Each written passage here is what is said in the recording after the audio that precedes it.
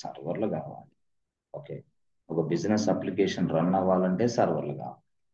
Okay, ఒక business application నడవాలంటే సర్వర్లు అన్నప్పుడు దిస్ ఇస్ కేస్ వన్ అంటే కేస్ 1. కేస్ 2లో కూడా సర్వర్లు కావాలి. కేస్ 2 ఏంటి సార్? ఏం లేదు, ఇప్పుడు మనం చేసే ఈ బిజినెస్ అప్లికేషన్ ఉపయోగించి మనం డిఫరెంట్ డిఫరెంట్ ట్రాన్సాక్షన్ నడిపిస్తూ ఉంటాం. అంటే బిజినెస్ అప్లికేషన్ అంటే ఏంది? సింపుల్ గా ఇది పేమెంట్ అప్లికేషన్, లేదా ఇది డిపాజిట్ అప్లికేషన్, సమ్. అంటే ఈ అప్లికేషన్ ఉపయోగించి మనం కొన్నిసార్లు డిపాజిట్లు చేస్తాం, కొన్నిసార్లు పేమెంట్లు చేస్తాం. ఇదే అప్లికేషన్ ఉపయోగించి మనం కొన్నిసార్లు విత్డ్రాల్ చేస్తాం. సో నువ్వు విత్డ్రాల్ చేసినా, నువ్వు పేమెంట్స్ చేసినా, నువ్వు డిపాజిట్ చేసినా, ఏది చేసినా సరే ఆ ట్రాన్సాక్షన్ మస్ట్ బి స్టోర్డ్. ఆ ట్రాన్సాక్షన్ అనేది ఒక ప్లేస్ లో స్టోర్ అవ్వాలి ఖచ్చితంగా. స్టోర్ అవ్వాలంటే అంటే ఎందుకు స్టోర్ అవ్వాలో మరి అంతే కదా. ఎవరెవరు ఏ కస్టమర్ ఎంత విత్డ్రాల్ చేశాడు, ఎవరెవరు ఏ కస్టమర్ ఎలాంటి వ్యక్తి ఏ పేమెంట్ ఎవరెవరికి చేశాడు, తర్వాత ఎవరెవరు ఎంత డిపాజిట్ చేశారు, డిపాజిట్ చేసిన తర్వాత వాళ్ళ అకౌంట్లో ఎంత బ్యాలెన్స్ ఉంది, ఇదంతా మెయింటైన్ చేయాలి కదా. Yes. That means what storage. ఆ తర్వాత అదే కాకుండా మనం బిజినెస్ అప్లికేషన్ అంటే మనం లోన్స్ కూడా ఇస్తాం. లోన్స్, బ్యాంకింగ్ అప్లికేషన్, ఇది business application. Loans gold loan ఎవరు తీసుకున్నారు, ఎంతమంది తీసుకున్నారు, ఎంతమంది లోన్స్ కడుతున్నారు, ఎంతమంది కట్టడం లేదు, కట్టని వాళ్ళకి ఏం చేయాలి, ఇంట్రెస్ట్ పెంచాలి. అర్థమైందా? ఇప్పుడు నువ్వు ప్రశాంతంగా కడుతుంటే నీకు 1.5 ఇంట్రెస్ట్, నువ్వు కట్టకపోతే 3 months మళ్ళీ ఎస్ 1.5 ఇంట్రెస్ట్ రేట్ కాదు, నీకు 3.5 ఇంట్రెస్ట్ రేట్ పెరిగింది. అప్పుడు అమౌంట్ ఎక్కువ కట్టాలి నువ్వు. అట్లాగా ఏ విధంగా చేయాలి, ఇవన్నీ కూడా అంటే మొత్తం డేటా అంతా మీరు ఎన్ని ఈఎంఐలు కట్టారు, ఎన్ని ఈఎంఐలు కట్టలేదు కూడా స్టోర్ అవుతూ ఉంటుంది ఒక ప్లేస్ లో. This is what storage. So సర్వర్లు అనేవి స్టోరేజ్ కోసం కూడా మనం వాడతాం. ఇది కేస్ 2. ఇక్కడ సర్వర్లు వాడతాం, ఇక్కడ సర్వర్లు వాడతాం. అయితే ఇక్కడ ఈ సర్వర్లు ఏమో బిజినెస్ అప్లికేషన్ రన్ చేయడానికి, ఇదేమో బిజినెస్ అప్లికేషన్ రన్ చేయడానికి, ఈ సర్వర్లు ఏమో బిజినెస్ డేటా స్టోర్ చేయడానికి. డేటా స్టోరేజ్ అంటే మనం ఏదైనా బిజినెస్ అప్లికేషన్ ఉపయోగించేటప్పుడు కొంత డేటా ఇస్తూ ఉంటాం కదా, ఆ డేటా ఇక్కడ స్టోర్ అయ్యింది ఈ సర్వర్లో. ఆ సర్వర్లు వేరే, ఈ సర్వర్లు వేరే. బిజినెస్ అప్లికేషన్ నడిపిస్తూ ఉండొచ్చు, బిజినెస్ డేటాని స్టోర్ చేసుకుంటాం. ఎస్. సో ఇది ఈ విధంగా మనం సర్వర్లు చూస్తాం. అయితే ఈ సర్వర్లు అనేవి పూర్తి స్థాయిలో మనం పర్చేజ్ చేయాలా, క్వశ్చన్ మార్క్, లేకపోతే రెంట్కి తెచ్చుకోవాలా, question mark. That means what, own సర్వర్లు అంటే మనం మీన్స్ వాట్, పర్చేజ్ చేయాలా, క్వశ్చన్ మార్క్. తర్వాత రెంట్కి తెచ్చుకోవాలా, క్వశ్చన్ మార్క్. సో పర్చేజ్ చేస్తే ఒక్కో సర్వర్ కాస్ట్ 25 lakhs, రెంట్కి తెచ్చుకుంటే ఎస్ అవర్లీ బేస్డ్ బిల్లింగ్, ఎన్ని గంటలు వాడుకుంటే అంత పే చేయాలి. కాబట్టి ఇప్పుడు సపోజ్ మనకు 100 సర్వర్లు కావాలి, 100 × 25 lakhs. అదే ఇక్కడ మనం 100 సర్వర్లు కాదు, 1000 సర్వర్లు కాదు, 1,00,000 సర్వర్లు అయినా రెంట్కి తెచ్చుకోవచ్చు. అట్ ద సేమ్ టైం ఇక్కడ సొంతగా పర్చేజ్ చేయాలంటే సర్వర్లు పర్చేజ్ చేయొచ్చులే, కానీ ఇక్కడ ఈ సొంతగా పర్చేజ్ చేసి సంథింగ్ కాల్డ్ టోటల్ ఆ సర్వర్లు కాన్ఫిగర్ చేసి అవి చేసి ఇవి చేసి రన్నింగ్ లో పెట్టాలంటే కనీసం అట్లీస్ట్ 30 to 60 days టైం పట్టింది. బట్ ఇక్కడ ఏంది, 30 to 60 days టైం అవసరంలా, జస్ట్ అండర్ 1 minute, ఒక్క నిమిషంలోనే మీరు సర్వర్లన్నింటినీ తెచ్చుకోవచ్చు రెంటల్ బేసిస్ లో. ఎస్, అది విషయం మనకి. సో ఏదైతే మనం ఒక రెంట్కి సర్వర్లు తీసుకొని మన బిజినెస్ అవసరాల కోసం ఉపయోగిస్తున్నామో దాన్ని మనం క్లౌడ్ కంప్యూటింగ్ అంటాం. దాన్ని మనం క్లౌడ్ అని పిలుస్తున్నాం. క్లౌడ్ అంటే ఏం లేదు, అవతల వ్యక్తి యొక్క సర్వర్లు, అవతల వ్యక్తి యొక్క ఇన్ఫ్రాస్ట్రక్చర్ మనం ఉపయోగించుకుంటాం మన బిజినెస్ అవసరాల కోసం. అది సర్వర్లు, అది స్టోరేజ్, ఎట్లయినా సరే వీటికి మనం ఎస్ అవర్లీ బేస్డ్ బిల్లింగ్ అనమాట. అవర్లీ బేస్డ్, ఇంటి గంటలు మనం ఉపయోగిస్తే అన్ని గంటల బిల్ మనం పే చేయాలి. లెట్స్ సే సపోజ్ మీరు 24 hours ఉపయోగిస్తే 24 hours బిల్. ఎప్పుడు పే చేయాలి సార్? మంత్ ఎండ్ తర్వాత. ఇప్పుడు 30 days తర్వాతనే బిల్లు పేమెంట్ చేయాలి. After 30 days you make the payment, that's it. ఇది ఇలాగా మనకి సర్వర్లు ఒక వ్యక్తి మనకి రెంటల్ బేసిస్ లో రెంట్కి ఇస్తున్నాడు త్రూ ఆన్లైన్. ఆ ప్రాసెసింగ్ ని మనం క్లౌడ్ కంప్యూటింగ్ అంటాం. అంటే క్లౌడ్ కంప్యూటింగ్ అంటే ఏమయ్యా అంటే మనం సర్వర్లు పర్చేజ్ చేయకుండా, మనం సర్వర్లు మేనేజ్ చేయకుండా పూర్తి స్థాయిలో అవతల వ్యక్తి యొక్క సర్వర్లు మనం రెంట్కి తెచ్చుకొని వాడుకునే విధానాన్ని మనం క్లౌడ్ కంప్యూటింగ్ అంటాం. అది అది ఎట్లాగా? Without any advance, without any time delay, without any time concern, without any location concern. లొకేషన్తో సంబంధం లేకుండా, టైంతో సంబంధం లేకుండా, అడ్వాన్స్తో సంబంధం లేకుండా, as the customer can get all the servers from this third party. This kind of process, this process can also called as a cloud computing. అట్లా అనమాట. సరే, ఈ క్లౌడ్ కంప్యూటింగ్ అనేది ఇక్కడ మనం కొంచెం అర్థం చేసుకోగలిగాం. సరే, ఇప్పుడు సింపుల్ గా మనకి క్లౌడ్ కంప్యూటింగ్ అనే దాన్ని సర్వీస్ ని ప్రొవైడ్ చేస్తున్న వ్యక్తులు చాలా మంది ఉన్నారు. వాళ్ళ పేరు మనకి ఏడబ్ల్యూఎస్ అని కూడా తెలుసు. సో ఈ థర్డ్ పార్టీ ఎవరో కాదు, ఈ థర్డ్ పార్టీ పేరే ఏడబ్ల్యూఎస్, అమెజాన్ వెబ్ సర్వీసెస్. అతను ఒక సంస్థ. అతను మనకి సర్వర్లు రెంట్కి ఇస్తున్నాడు, స్టోరేజ్ రెంట్కి ఇస్తున్నాడు. సో ఇదే కాకుండా ఎజ్యూర్ అనేది ఒక సంస్థ, వాళ్ళు మనకి స్టోరేజ్ రెంట్కి ఇస్తారు, సర్వర్ల రెంట్కి ఇస్తారు. ఇదే కాకుండా జీసీపీ అది ఒక సంస్థ, వాళ్ళు మనకి స్టోరేజ్ సర్వర్లు రెంట్కి ఇస్తారు. ఇదే కాకుండా ఐబిఎం క్లౌడ్, వాళ్ళు మనకి ఇలాంటి సర్వీస్ ఇస్తున్నారు.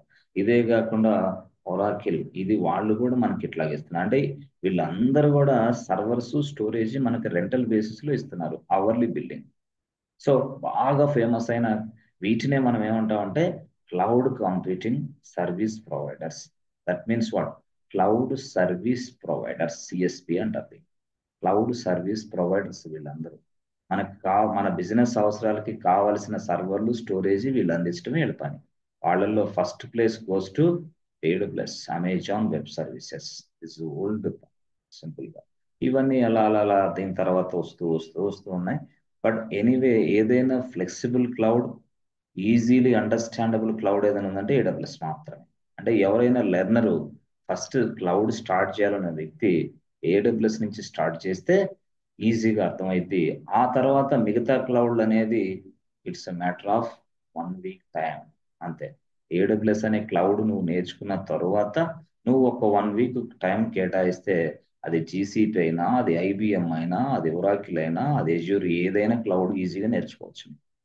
ఈజీ, డెడ్ ఈజీగా నేర్చుకోవచ్చు. But you must learn at least 1 cloud platform, అంతే సింపుల్ గా చెప్పాలంటే. ఏదైనా సరే. సరే సార్, ఓకే.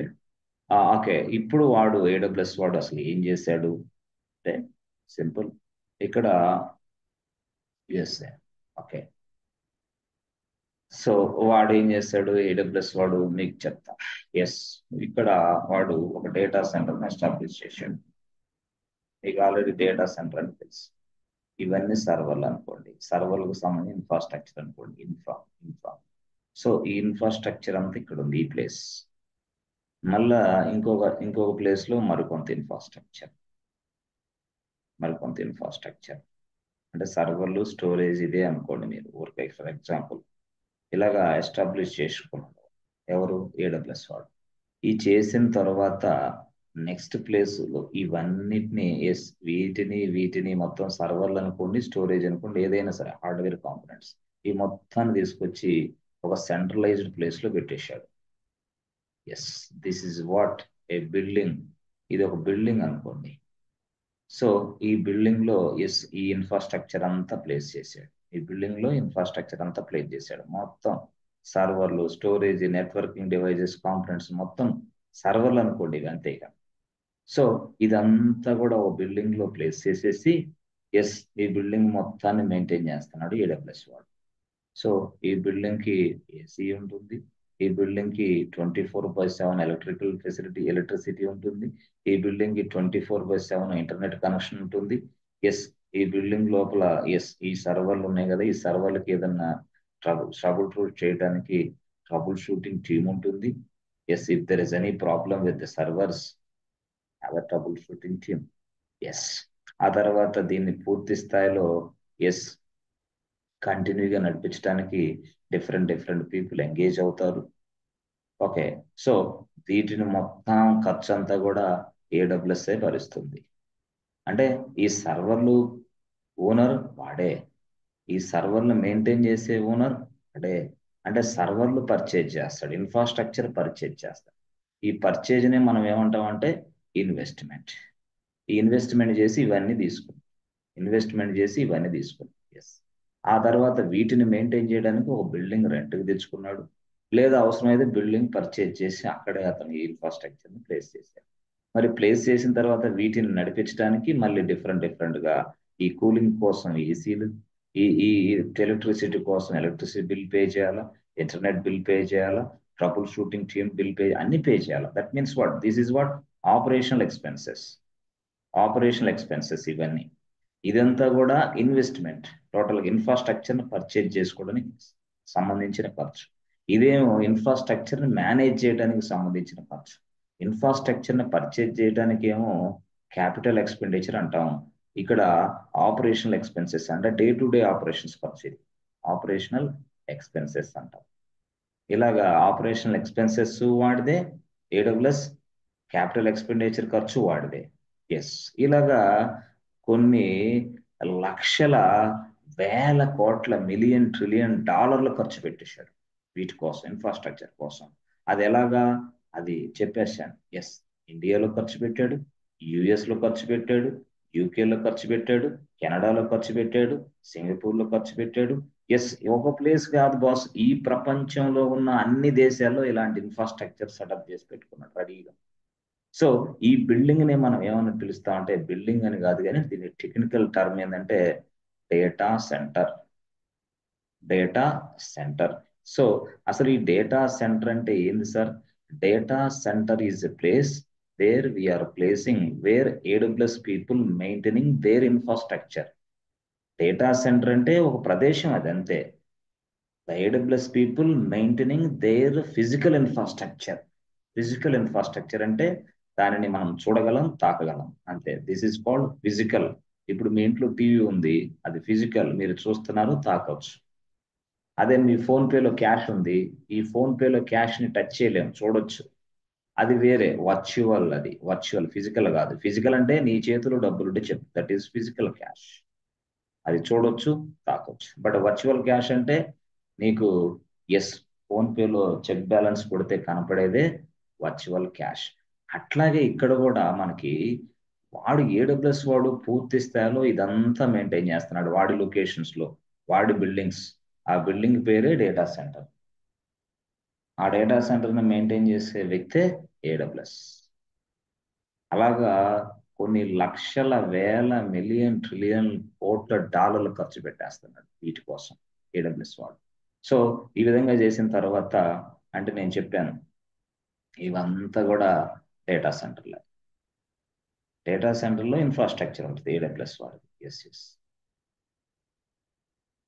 సో ఇది ఒక డేటా సెంటర్, దీన్నే మనం డేటా సెంటర్ అంటాం, DC.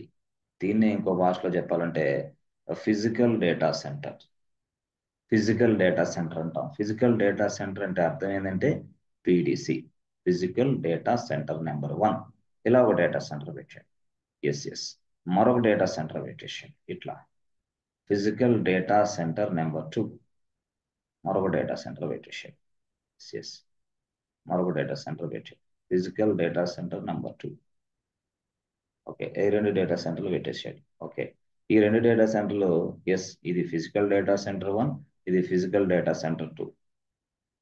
So like this, there are so many physical data centers established by AWS Cloud. Okay, మొత్తం చాలా ఫిజికల్ డేటా సెంటర్లు పెట్టాడు. ఓకే, సో రకరకాల ప్లేసుల్లో ఈ ఫిజికల్ డేటా సెంటర్ ఒక ప్లేస్ లో పెడితే, ఈ ఫిజికల్ డేటా సెంటర్ మరొక ప్లేస్ లో పెట్టాడు, ఈ ఫిజికల్ డేటా సెంటర్ మరొక ప్లేస్, అలా అలా కొన్ని లక్షల, వేల కోట్ల, మిలియన్, ట్రిలియన్ ఖర్చు పెట్టి ఇదంతా సెటప్ చేసేసాడు ఏడబ్ల్యూఎస్. చేసిన అంటే ఉన్నాయి అనుకోండి ఇంకా dash dash dash so many data centre. So data సెంటర్లు చేసిన తర్వాత ఇప్పుడు సింపుల్ గా ఒక బ్యాంక్ ఉంది, ఇడు బ్యాంక్. ఈ బ్యాంక్ వాడు వచ్చాడు, అయ్యా నాది ఏబిసి బ్యాంక్, నా బిజినెస్ అప్లికేషన్ నడిపించాలి, నాకు సర్వర్లు ఇవ్వ అన్నాడు. తీసుకో, నో ప్రాబ్లం అన్నాడు. ఇప్పుడు ఇదంతా కూడా ఫిజికల్ డేటా సెంటర్ 1 సర్వర్లు ఇచ్చాడు ఈయనకి, ఏబిసి బ్యాంక్ వాడికి. వాడి బిజినెస్ అంతా కూడా, ఏబిసి బ్యాంక్ బిజినెస్ మొత్తం కూడా ఈ ఫిజికల్ డేటా సెంటర్లో ఉన్న ఈ సర్వర్లో రన్ అవుతుంది. డేటా స్టోరేజ్ అంతా కూడా ఈ ఫిజికల్ డేటా సెంటర్లోనే నడుస్తుంది. డేటా స్టోరేజ్ కూడా, అప్లికేషన్ రన్నింగ్ కూడా ఇక్కడే నడుస్తుంది. ఎవరిది? ఏబిసి బ్యాంక్ వాడిది. సో స్మూత్ గా నడుస్తుంది, ఎక్సలెంట్ గా నడుస్తుంది. కస్టమర్లు ఈ బిజినెస్ అప్లికేషన్ ఉపయోగించుకొని డిఫరెంట్ ట్రాన్సాక్షన్ చేస్తున్నారు, బాగుంది, స్మూత్. It's working fine. అలాగా కొన్ని సందర్భాలు కొన్ని సంవత్సరాల తర్వాత టోటల్ గా ఈ డేటా సెంటర్ ఉన్న ప్లేస్ లో న్యాచురల్ కెలామిటీ, తుఫాన్, సునామీ లేకపోతే ఫైర్ యాక్సిడెంట్ ఏదో జరిగి ఈ ఫిజికల్ డేటా సెంటర్ మొత్తం కొలాప్స్ అయింది. ఇక దాంతో ఉన్న సర్వర్లు డేటా అవి కూడా మొత్తం పనిచేయట్లేదు. అయ్యో ఇదేమో ఏబిసి బ్యాంకు, ఇదేమో ఇట్లా జరిగింది. ఇప్పుడు ప్రాబ్లంలో పడాడు. వాడు ఏమంటాడు, వాట్ అబౌట్ AWS నా డేటా నాకు తెచ్చి, ఎస్ నా సర్వర్లు నాకు తెచ్చి, ఎవడు చేసాడు ఈ పని అంతా అంటాడు. నువ్వు చూసుకోవాలి ఆ పని అన్నాడు. ఓకే ఓకే, మరి ఇలాంటి సందర్భాలు వచ్చినప్పుడు మరి AWS సిచ్యువేషన్ ఏంటి? ఎస్,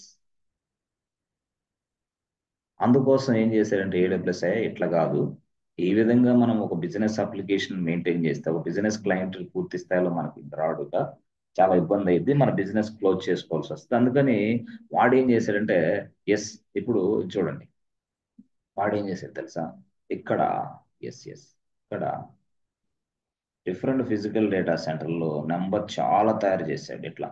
ఇలాగా అన్ని ఫిజికల్ డేటా సెంటర్లు వాటిలో సర్వర్లు, అన్ని సర్వర్లు. ఎస్ ఎస్ ఈ మొత్తం అంటే ఇది PDC1, ఇది PDC2, ఇది PDC3, dash dash so many physical data సెంటర్లు. ఇలాగా ఇంకా చాలా తీసుకున్నాడు. మళ్ళీ అగైన్ PDC4, ఇది PDC అంటే ఫిజికల్ డేటా సెంటర్ 4. ఇట్లా సో మెనీ డేటా సెంటర్స్ తీసుకున్న తర్వాత వాడు ఏం చేశాడంటే, వీటిని 2 డేటా సెంటర్లను కలిపి ఒక జోన్ గా డివైడ్ చేశాడు. Zone 1 అన్నాడు దీన్ని. 2 ఫిజికల్ డేటా సెంటర్లను కలిపాడు. మళ్ళీ ఈ 2 ఫిజికల్ డేటా సెంటర్లను కలిపి ఎస్ వాడు Zone 2 అన్నాడు. Zone 2 అన్నాడు. అంటే ఇప్పుడు ఫిజికల్ డేటా సెంటర్ Zone 1 లో 2 ఉన్నాయి, Zone 2 లో 2 డేటా సెంటర్లు ఉన్నాయి, దాని లోపల సర్వర్లు ఉన్నాయి, ఇన్ఫ్రాస్ట్రక్చర్ ఉంది అనుకోండి. ఇప్పుడు ఏం చేశాడు తెలుసా, ఈ బిజినెస్ అప్లికేషన్ ఇందాక మాదిరిగానే ఇప్పుడు XYZ క్లయింట్ వచ్చాడు, XYZ బిజినెస్ వచ్చింది, XYZ బ్యాంక్ బిజినెస్ వచ్చింది. ఈ బిజినెస్ అప్లికేషన్ నడిపించాలి, ఈ బిజినెస్ డేటా స్టోర్ చేయాలి. అందుకోసం వీడు ఏం చేశాడు తెలుసా, ఎస్ ఈ బిజినెస్ అప్లికేషన్ ని ఈ Zone 1 లో నడిపిస్తున్నాడు, ఈ బిజినెస్ అప్లికేషన్ ని Zone 2 లో కూడా నడిపిస్తున్నాడు, 2 ప్లేసులు నడిపిస్తున్నాడు. ఇప్పుడు సపోజ్ Zone 1 లో ఉన్న ఈ ఫిజికల్ డేటా సెంటర్కి ఏదైనా ప్రాబ్లం వస్తే నో ప్రాబ్లం, ఆల్రెడీ ఈ ఫిజికల్ డేటా సెంటర్లో Zone 2 లో ఉన్న ఈ ఫిజికల్ డేటా సెంటర్లో కూడా ఒక అప్లికేషన్ నడుస్తూ ఉంది కదా. ఇక్కడ ఆగిపోతే రిక్వెస్ట్ ఇక్కడ రీచ్, అప్పుడు కస్టమర్స్కి ఇక్కడ నుంచి మనం సర్వీస్ అందించవచ్చు. మొన్న ఏం జరిగింది, ఒకే డేటా సెంటర్లో ఉండటం వల్ల, అంటే ఈ జోన్స్ అనే కాన్సెప్ట్ లేనందువల్ల, ఇక ఒకటే డేటా సెంటర్లో మనం అప్లికేషన్ మెయింటైన్ చేసి స్టోరేజ్ మెయింటైన్ చేయాలి, అది కానీ ఫెయిల్ అయితే ఇంకా మన కస్టమర్లకి మనం సర్వీస్ అందించలేము. కానీ ఇది ఎట్లా కాదు, ఇప్పుడు Zone 1 లో ఉన్న డేటా సెంటర్కి ఏదైనా ప్రాబ్లం వస్తే Zone 2 డేటా సెంటర్లు నడుస్తాయి, మరి Zone 2 డేటా సెంటర్లో కూడా ప్రాబ్లం వస్తే ఈ లోపల దీన్ని రెక్టిఫై చేసి దీన్ని రన్నింగ్ లో పెడతాం కదా Zone 1ని. కాబట్టి అప్పుడు కస్టమర్కి ఏమొచ్చిందంటే, అసలు ఈ డేటా సెంటర్లో ఏమైందో, అసలు ఈ సర్వర్లు ఉన్నాయో పోయినాయో కూడా తెలియదు, ఎందుకంటే వాడికి అర్థం కాదు. డేటా సెంటర్ ఒకవేళ ఫెయిల్ అయినా ఆ డేటా సెంటర్ ఫెయిల్ అయినట్టు కస్టమర్కి అర్థమయ్యేది గతంలో, ఇప్పుడు అర్థం కాదు. ఎందుకు, ఇంకో డేటా సెంటర్ నుంచి మనం అప్లికేషన్ యాక్సెస్ చేసుకుంటున్నాం, డేటాని యాక్సెస్ చేసుకోగలం. Yes, this is possible with zones concept. Zone 1, Zone 2, Zone 3, are there are different kinds of zones are available in the world. ప్రపంచంలోనే ఇట్లా జోన్స్ కాన్సెప్ట్ పెట్టాడు. Yes, with the help of this zones concept, a bank application, a bank data is available for all the customers on 24/7 basis without any downtime. Down time లేకుండా, down time అంటే ఏంది, application మనకి request ఇచ్చినప్పుడు application కనుక మనకు అందుబాటులో లేకపోతే down time అంటాం. అప్పుడు లేదు, సునామీ వచ్చి అంతా కొట్టుకొని పోయింది, అప్లికేషన్ అందుబాటులో లేదు, దాన్నే మనం డౌన్ టైం అంటాం. Yes, down time. The service which is not available on time, this is called down time. ఆ సర్వీస్ అనేది, అప్లికేషన్ అనేది అందుబాటులో లేదు ఆ టైంలో, కాబట్టి డౌన్ టైమే. ఆ డౌన్ టైం అంటే 1 డే తీసుకుంటా, 2 డేస్ తీసుకుంటా, 3 డేస్ తీసుకుంటా, 10 డేస్ నడవదు, 1 మంత్ నడవదు అంటే కాదు కదా బ్యాంక్. మరి నా ట్రాన్సాక్షన్ నేను ఎలా చేసుకోవాలో కష్టం కదా. అందుకోసం వీడు ఏం చేశాడంటే జోన్స్ పెట్టేశాడు. జోన్స్ కాన్సెప్ట్స్ పెట్టి అక్కడ అప్లికేషన్ డిఫరెంట్ డిఫరెంట్ జోన్స్ లో రన్ చేయడం మొదలు పెట్టాడు. ఎవరు, AWS. Because of this reason, the AWS people giving you high availability. High availability అంటే ఏంది? నీ అప్లికేషన్ అనేది ఈ జోన్స్ కాన్సెప్ట్ లో ఏ డేటా సెంటర్ నడిచినా ఎస్ నీ అప్లికేషన్ ఎప్పటికీ డౌన్ అవ్వదు. నీ అప్లికేషన్ డేటాకి ఎలాంటి ఇబ్బంది రాదు. You never see the down time. Yes, simple చెప్పాలంటే ఎందుకంటే 24/7 నడుస్తూనే ఉంటాయి. This is called high availability అంటాం. హై అవైలబిలిటీ అంటే ఏం సార్? హై అవైలబిలిటీ అంటే the application is available on 24 basis. This is called high availability అంతే. అంటే జోన్స్ అనే concept giving you high availability. HA అంటే high availability. The zones concept will be giving you high availability. దీన్నే ఏమని పిలిచాడంటే ఈ zone ని అందుకోసం హై అవైలబిలిటీ ఇస్తుంది కాబట్టి ఇది ఇది దీని పేరు జోన్ అని పెట్టకుండా అవైలబిలిటీ జోన్ అని పెట్టాడు. Availability zone.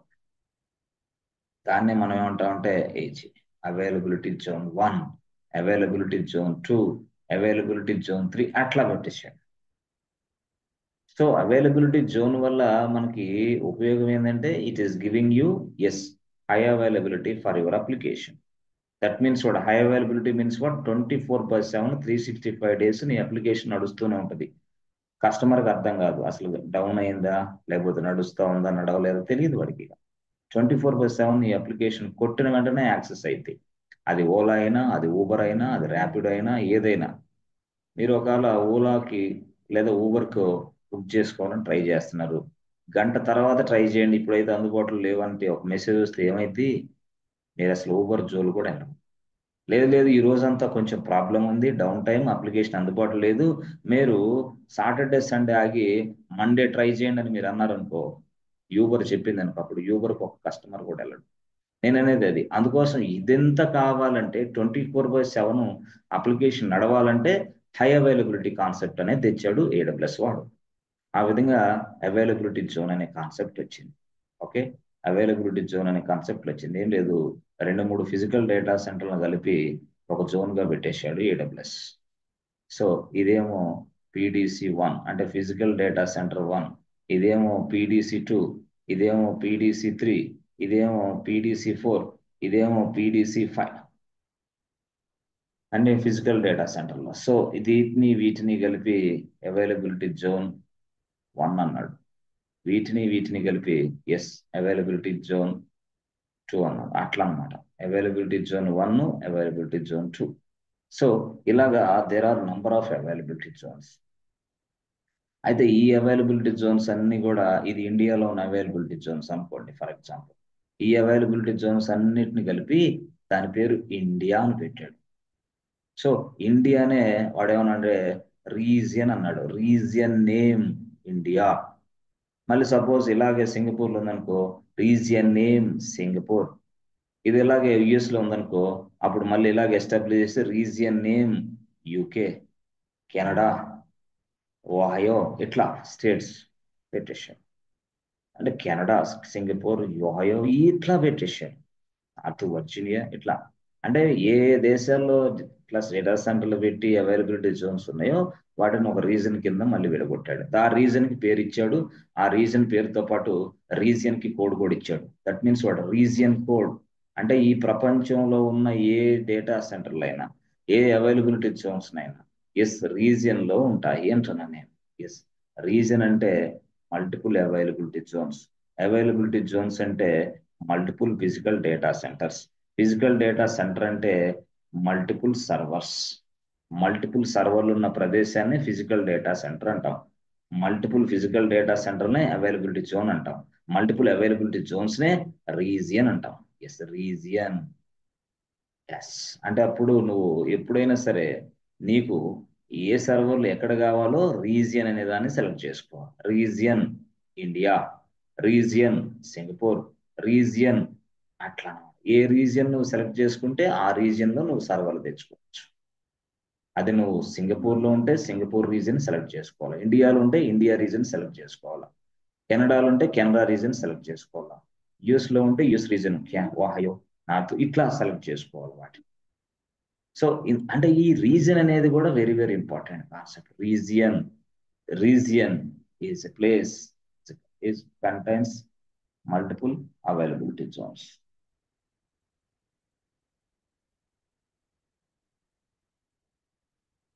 ఓకే, ఇది యాక్చువల్గా.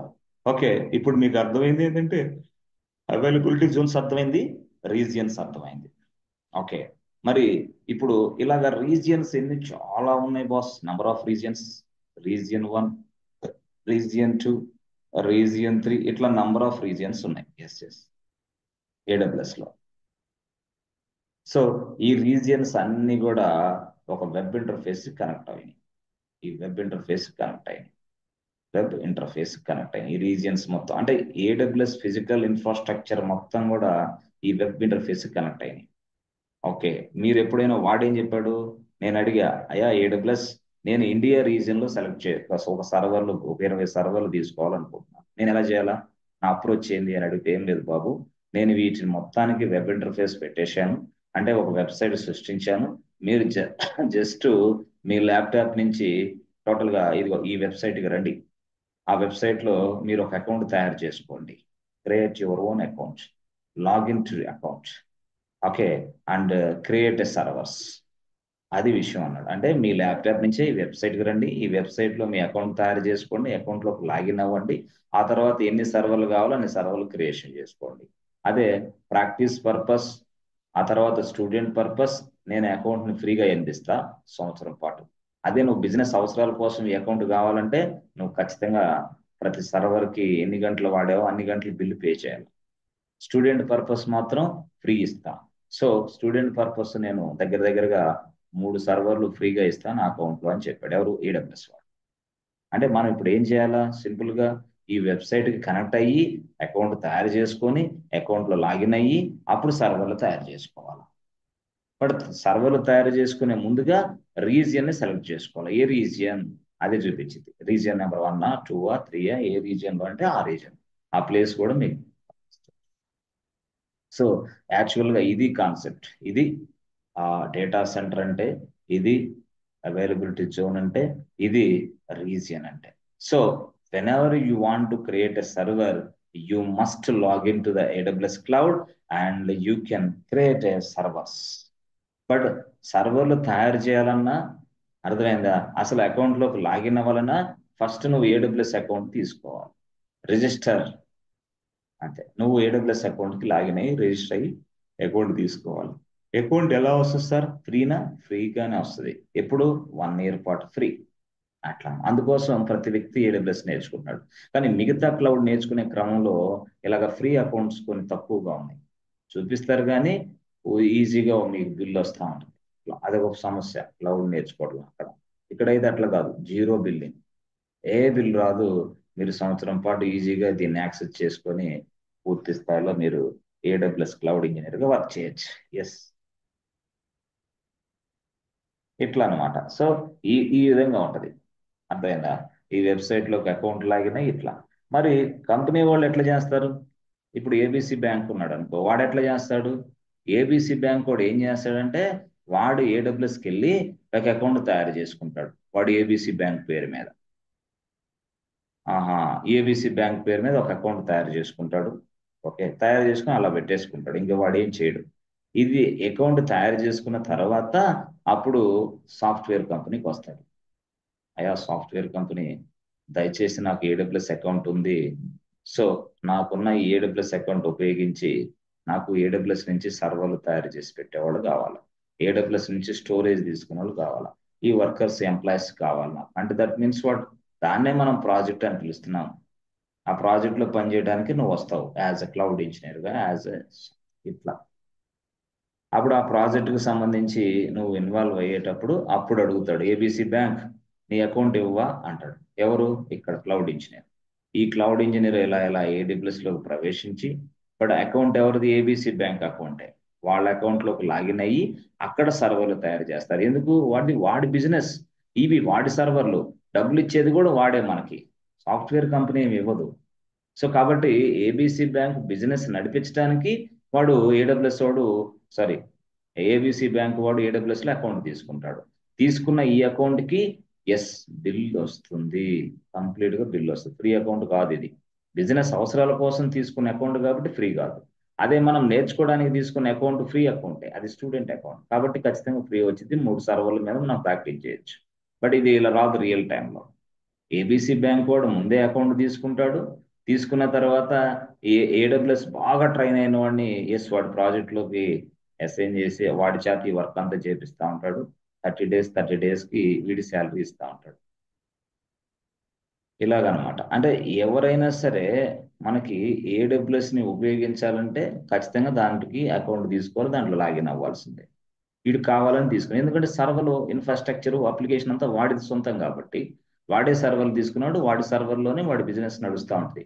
మరి యాజ్ ఏడబ్ల్యూఎస్ క్లౌడ్ ఇంజనీర్గా మనం ఏం చేస్తాం? వాడికి తెలియని విషయాలన్నీ మనం చేస్తూ ఉంటాం. వాడికి ఏడబ్ల్యూఎస్ రాదు, లోకి ఎలా కనెక్ట్ అవ్వాలో తెలియదు, లో కనెక్ట్ అయ్యే సర్వర్లు ఎలా తయారు చేయాలో తెలియదు. అదంతా మనం చేస్తాం. That is our responsibility, that is our upcoming classes. అదనమాట. వాళ్ళ అకౌంట్లోనే మనం పనిచేస్తూ ఉంటాం. మీడియేటర్ ఎవరు? Software company mediator. సో వాడి దగ్గర కొంత తీసుకొని మనకి ఆ కొంతలో మరి కొంత ఇచ్చి మనల్ని సాఫ్ట్వేర్ ఇంజనీర్గా ఇక్కడ పని చేపిస్తూ ఉంటారు. As AWS cloud engineer. అదే రెస్పాన్సిబిలిటీ. అవన్నీ మనం చేస్తూ ఉండాలి. ఓకే, ఎస్ ఫ్రెండ్స్, అర్థమవుతుందా? చూడండి. సో ఇలాగా మీరు క్లాసెస్ వినండి, మీ పేరెంట్స్తో మాట్లాడండి, మాట్లాడి క్లాసెస్ వినాలనుకుంటే రండి, వినాలో వద్దు అనుకుంటే ఆగిపోండి. అంతేగాని అర్థమవుతుందా అర్థం కాలేదని చెప్పడం మాత్రం మర్చిపోకండి. ఎందుకంటే ఏ ఐటీ కోర్స్కి వెళ్ళినా ఇంటరాక్షన్ కంపల్సరీ. మీకు అర్థమవుతుందో అర్థం కాలేదో ఏం జరుగుతుందో మాకు తెలియకుండా ఏం లేకుండా మీరు వచ్చి ఊరికి ఇలా క్లాస్లో కూర్చోవడం, టైం మీకు వేస్ట్, నాకు వేస్ట్, అందరికీ టైం వేస్ట్. మీ పేరెంట్స్